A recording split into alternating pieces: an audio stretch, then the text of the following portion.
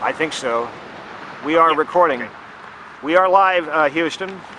Well, Gary, I've got to unload that van in my storage because there's another chair in there. But there's all kinds of belongings in there, so I have to clear it out. Gary, it's so good to see you again. Yeah. After we last saw you, Yeah. we went home and realized we forgot to ask you a lot of things in our last... Obviously, you got a complete list. Yeah. So this time we made some notes. And the main thing that I forgot to ask you about last time, Gary, was the time when your license was not renewed by the FCC. Yeah. And what caused that? Well, it was the anger of that the anger of the 2 Meter Club and I think the DX Club, who contacted their congressman and they sent a special agent from the FCC out to get Mr. Kerr. Then I found out from unnamed sources that had all of these facts that numerous times the FCC would send a van down with a Japanese man, I believe, that ran the van, to the Palo Alto border where I rented an apartment. But they said because of Gary's erratic and spurious transmissions, he has no regular time that he broadcasts. Oh yeah, because your habits are so unusual or whatever. Completely, a man is completely mentally ill. There's no way to get a profile on you. But that reminded me of something, Gary. Speaking of looking for Gary, remember the time you were living in French Camp and the FCC was trying to DF you and they wound up DFing N60Z instead? This is not the one person who's presently licensed as N60Z. It was the former Don Gilbo, who gave up his license. Anyway, do you remember that? They were looking for you that time, weren't they? That's a very odd memory. All I did was hear about it. So what happened? It was on 2 meters? Well, there was this guy named Don Gilbo whose call was N60Z at the time. On 2 meters? On 2 meters. And he was so mad at all the jammers that he was going to jam the jammers. He was a good club member. He was a good I recall him vaguely, league member. So they caught him. And they caught him. But they initially set out looking for you, thinking they were going to catch you because they thought the signal was coming from the Stockton area. And sure enough, it was coming from the Stockton area, and it was N60Z at the time. He was the president of the local ham club. How embarrassing. And he eventually gave up his license, and someone else holds the call sign now. That reminds me about the story of a Sheriff's Department officer who rose very high in the Santa Clara County Sheriff's Department. Then on a home surveillance camera, they caught him with his pants down, trying to push his you-know-what into a baby's mouth. Oh, Jesus. This horny cop lost his job. But Gary, getting back to the question I asked you before, if you don't mind, yeah.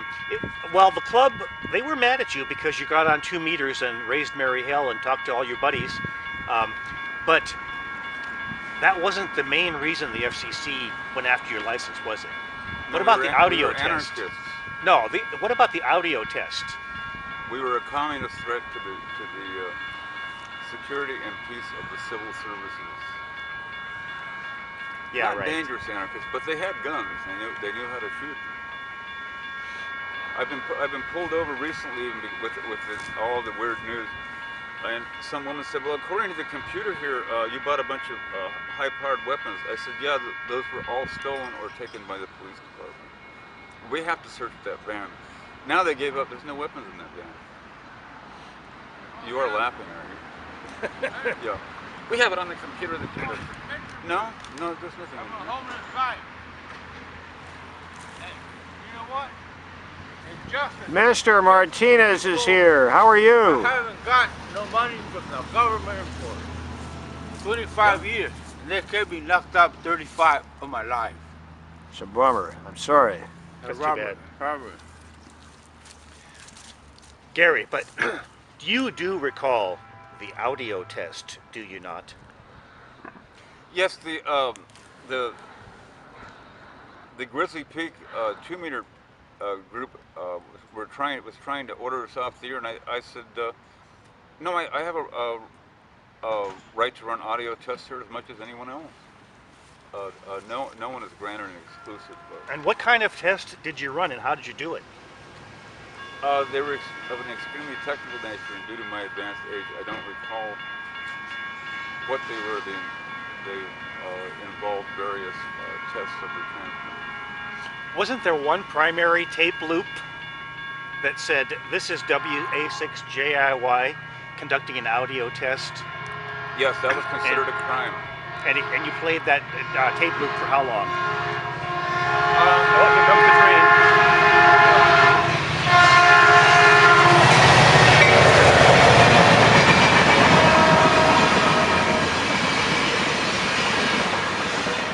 I don't recall exactly, but it was long enough to annoy them. I don't know what to do. Around 3 days or so, right? No, I would play like for an hour at a time. Yeah. And was that the reason the FCC gave for not renewing your license? Yeah. So what was the first thing that happened when you tried to renew your license? Did you get some kind of letter from the FCC or something? And it just said they weren't going to renew it? They said they weren't going to renew it, and you have a right to a hearing, so I went to a hearing. Now at But that the hearing was a kangaroo hearing where you're guilty when you walk in there.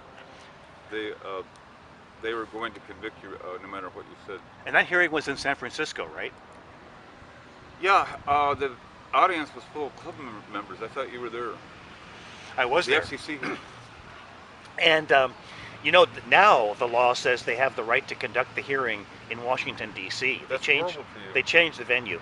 No, they're not going to get away with it, in my case. I'm not going to let them get away with it. But they do use that as a hammer over people's head. You know, if we don't renew your license, you're going to have to come to Washington, neener. You know, Yeah. that's the only reason they do the non-renewals, is because they figure people won't come to Washington to fight for their license. It's really rotten. But anyway, so you went to a hearing, and do you recall the judge's name? It was the same judge that convicted the guy on Channel 31, Preacher. Yes. Was it Kuhlman. Judge Kuhlman? Yes. Kuhlman, Yeah, right? Kuhlman. Yes. The same one.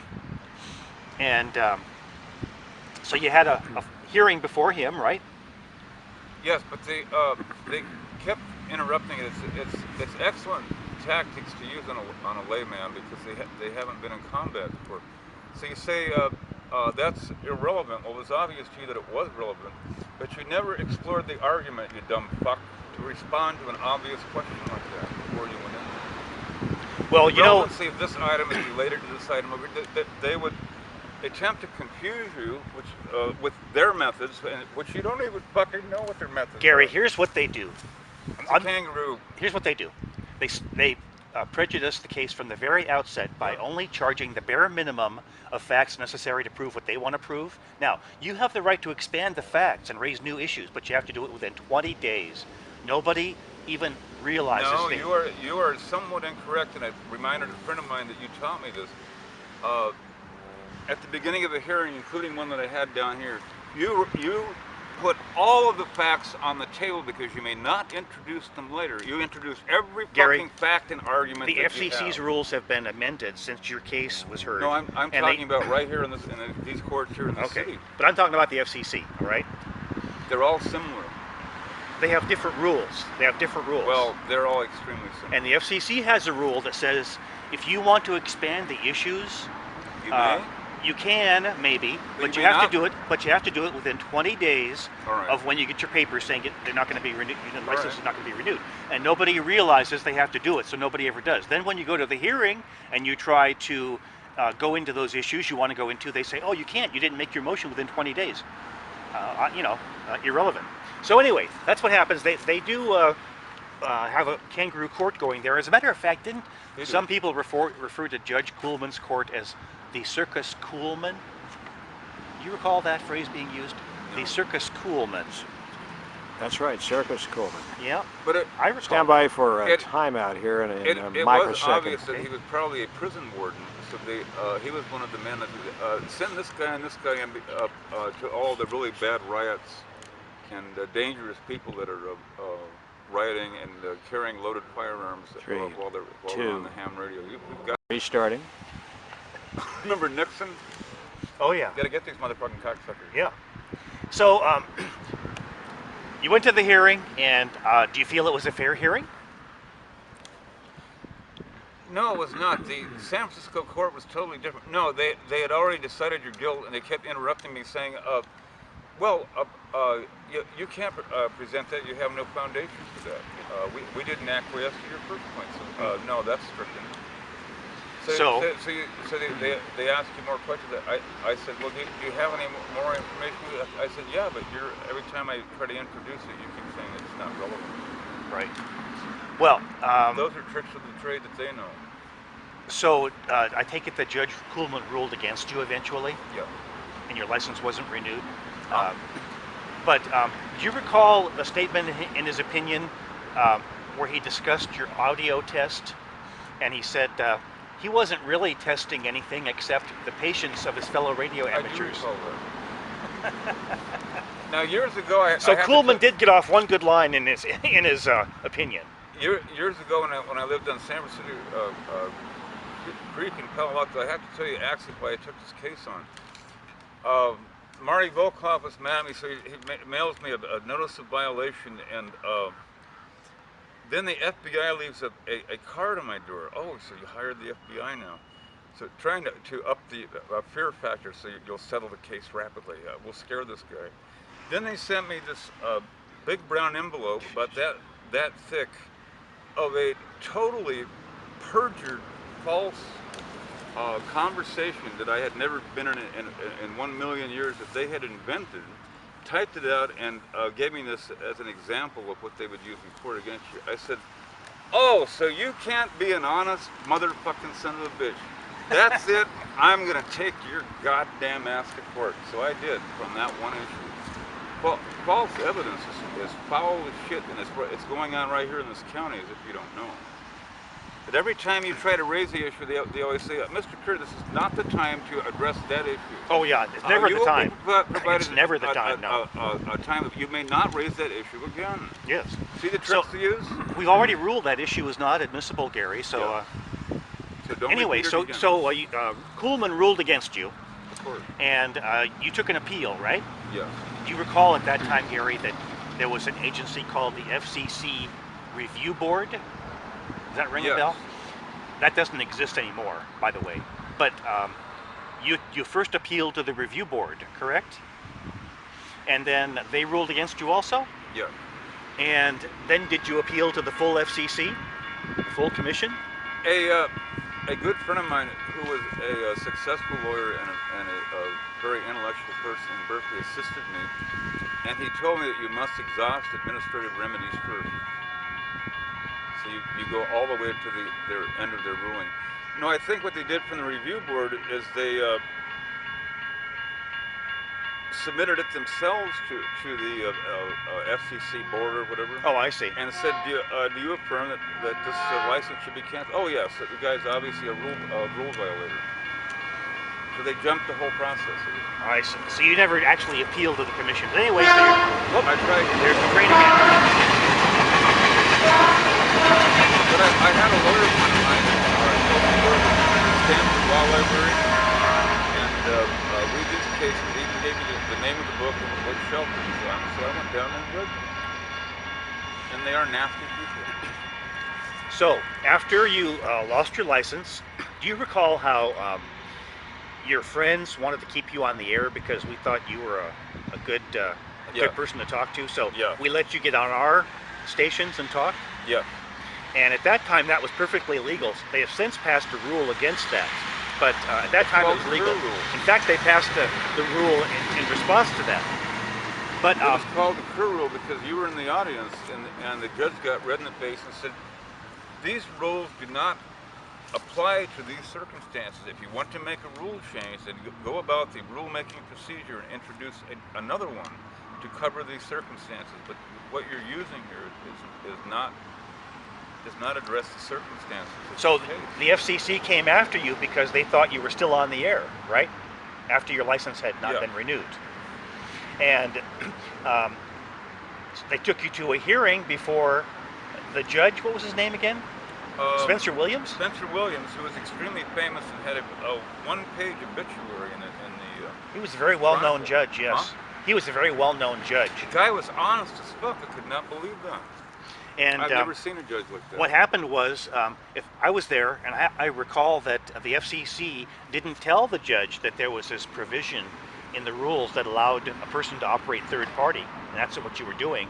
They didn't tell the judge what we were claiming at all. Yeah. And he came into court, and when he found out what you were claiming, he told the U.S. attorney that You don't have much of a case here. he felt like he'd been misled, Yeah. and he said kind of you- stormed out of the chambers.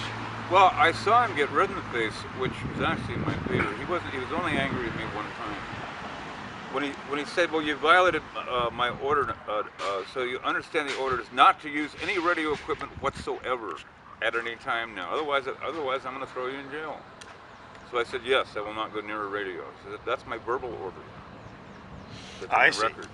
Oh, and how did you get that? How was that delivered to you? In the courtroom, I was given a court order by the judge to not to operate my ham radio equipment or my station, so I didn't. I went over to a friend of mine and operated his equipment and his station. So I didn't. He got the mad. U.S. attorney did not obtain an order for contempt against you because No, they applied for criminal contempt to Yeah. jail me for at least 10 days or something in a federal jail. And do you remember, Gary, after the hearing when the judge kind of stormed out of the courtroom, those fat old DX Club members all gathered around the court clerk's desk and started protesting and saying how the judge had to come back in the courtroom, it wasn't fair, the judge didn't understand, blah, blah, blah, blah, blah. Remember that? No, I don't. Oh, God, that was great. And then the bailiff told them he was going to give them 20 seconds to get out of the courtroom or he was going to arrest them. And you and I were standing outside at that time. And do you recall them coming out of the courtroom? But see, Bill, all of these hearings and all this court stuff, to me, resembles the Undertakers Commission.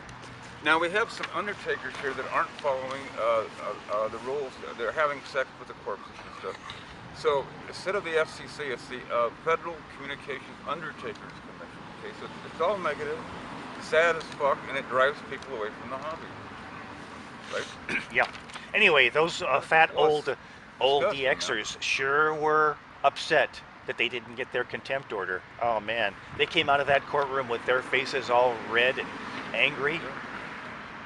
Well, anyway, Gary, we were on the air the other night, Larry Johnson and I and a few others, Ducky, and we were discussing your broken leg or legs, and we couldn't figure out how many times you've broken your leg.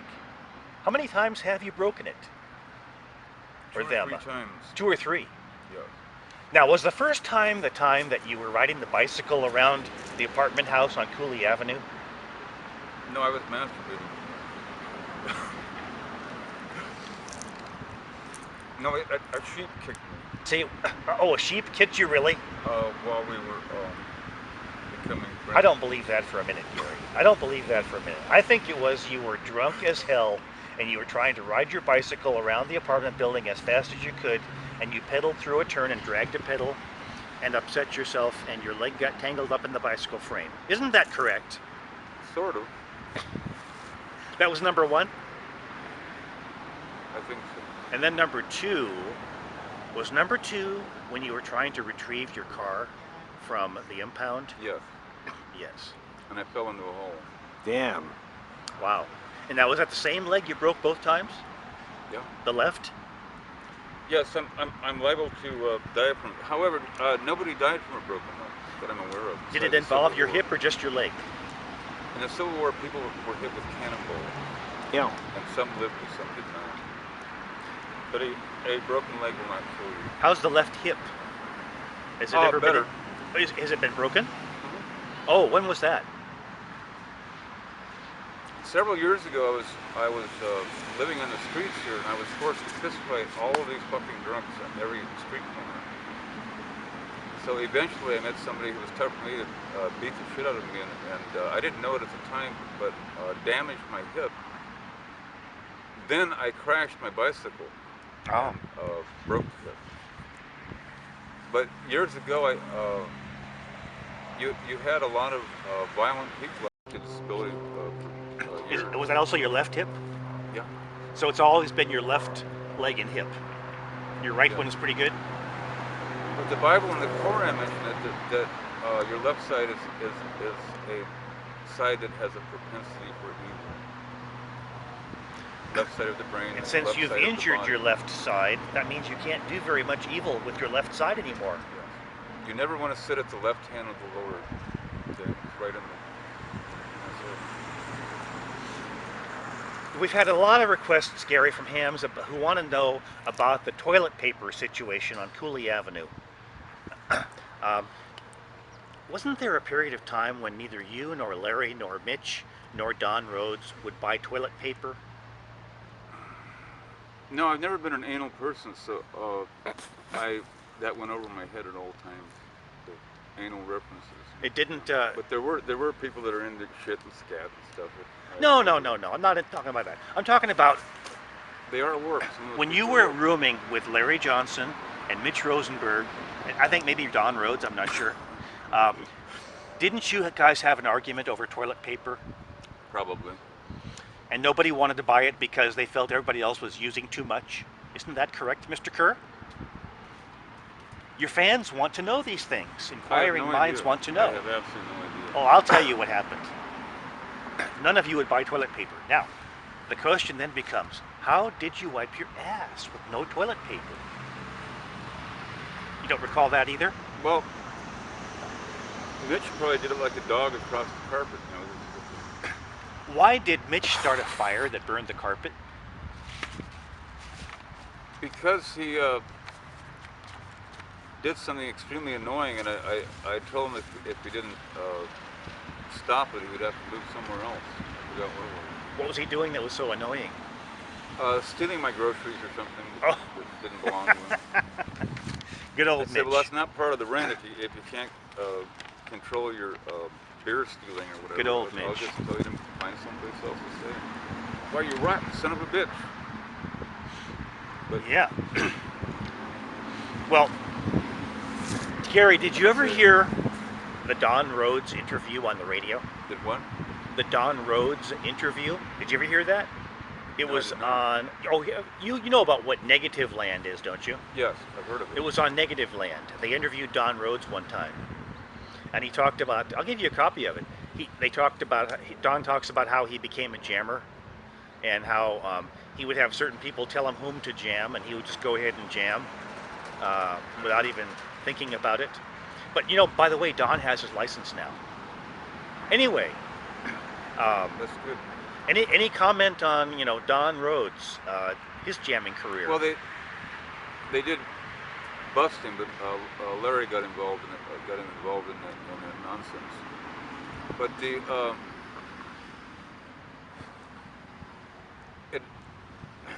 he was busted during those sweeps that you're talking about, where N6OZ was caught also. Yes. An extra class, who also had a silver star on Normandy or something for killing the Germans and stuff.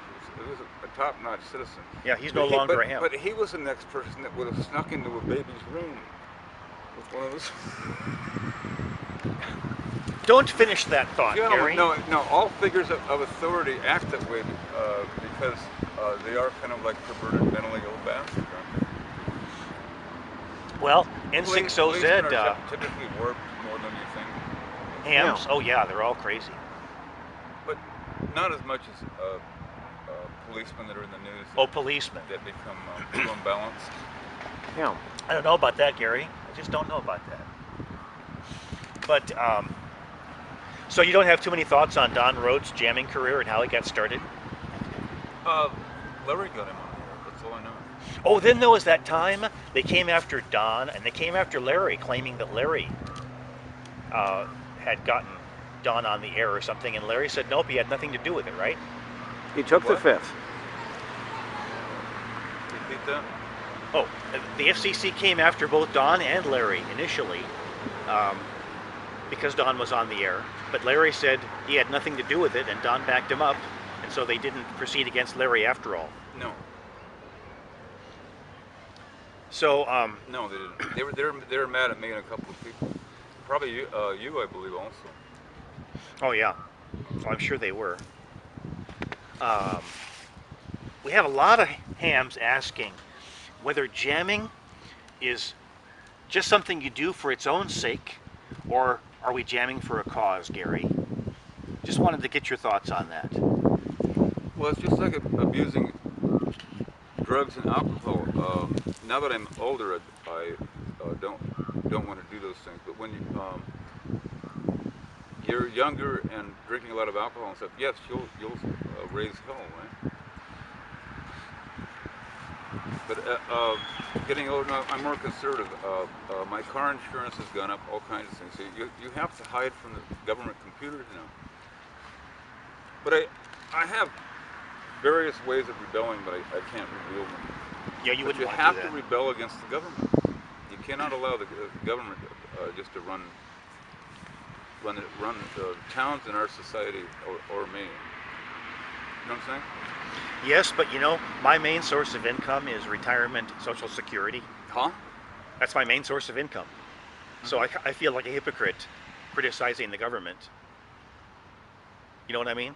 If I really thought the government was so terrible, I should turn down my Social Security, I guess. Not really. It's just like what Judge Coleman told me. In the spirit of the Social Security system, no, you are placed within the system. I'm entitled to it. In the spirit of the reason the laws were enacted, no, you are actually being. Oh, I'm entitled to it, that's for sure. But it's just like I don't know if I want to rebel against the government. That is my how and why the rules were created for a certain purpose. You do fit that purpose. yeah, yeah. Yeah. Well, Like the Social Security is going to go broke anyway, so maybe it's Just not. like the FCC told you, the purpose of Part 97. Oh, 97.1. They have stretched that 97.1 Purpose. so sadly And purpose. so ridiculously. 97.1 says nothing. It says nothing. And a few years ago, in 51, Hams tried to amend it to say something more specific, and the FCC turned it down. And then later the FCC comes back and says, oh, it means this, it means that, it means you can't do what you want to do, you know. That is so ridiculous. Well, recently I've had problems with Social Security and the IRS, etc. So I began to feel somewhat depressed. I keep having this recurring dream that I've moved up into the mountains, either near you or one of these mountains, with the motorhome and a little barn, a generator.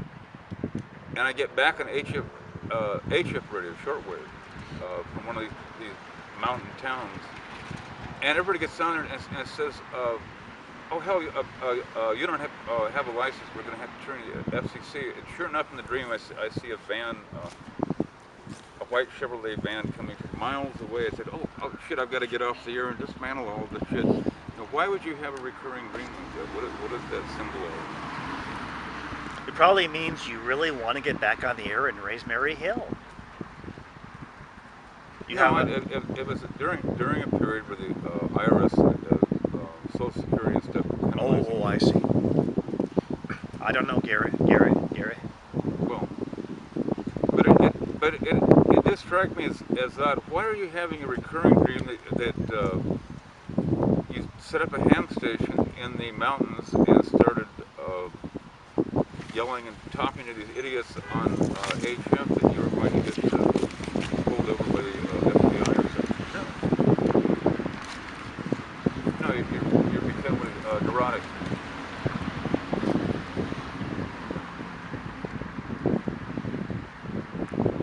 Well, We don't have to be neurotic. So you don't really have any thoughts on the philosophy of jamming, whether it's something you do for its own sake, or whether we're doing it for some overall cause? There's various philosophies in religion.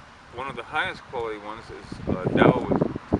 Yes. So as long as you live in the Tao without examining it, you'll know intuitively or instinctually where the path lies. But the minute you analyze it, done. Okay. It's over. So as long as you are within the Tao, you can disobey the Ten Commandments. Am I right? That's what Camus said. Look what happened to him. That has been said before. Let me get a cup of coffee. Yeah. Why don't we terminate the interview, Ducky? You want to? Terminating. I think we've covered it.